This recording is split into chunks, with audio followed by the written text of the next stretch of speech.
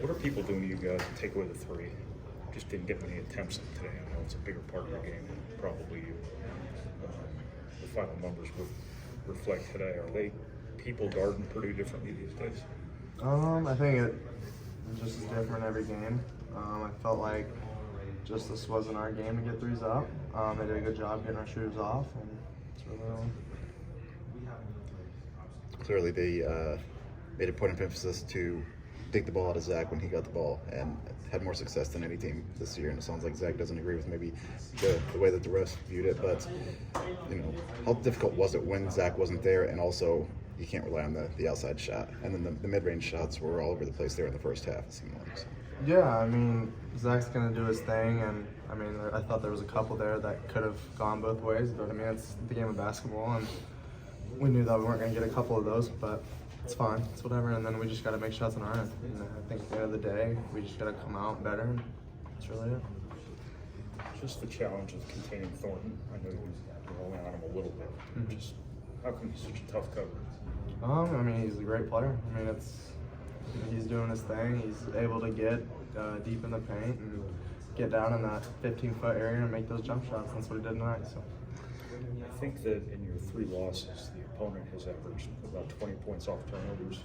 Is it that simple? Is it just something you can just go say, hey, you just can't give them offense off turnovers? For sure. I mean, I think it's Purdue beating Purdue more than anything.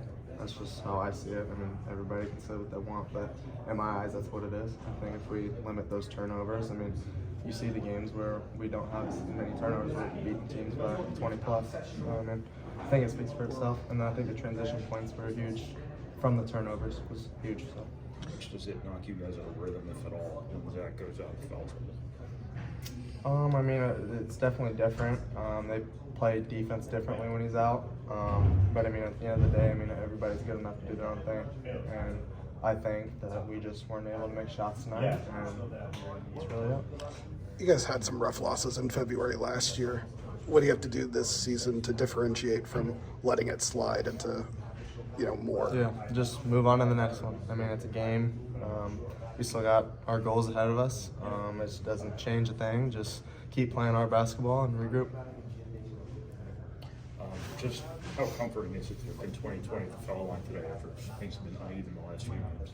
Yeah, no, it's been awesome. I think it kind of sucks that we kind of got to throw that away because we lost. But I mean, we put in a lot of work and we're starting to make our free throws again. So it's nice. Kind of a positive from a negative. The last 2 first halves have been pretty bad. In the second halves, tonight you come back and tie it. Against Minnesota, you come out and outscore them by a lot in the second half. So just the resolve of this team, because those are situations you hadn't been in until this week. Yeah, no, I think it's just our mindset going into games. I think we've been a little sluggish. Feel like I got to be a better leader and get everybody going.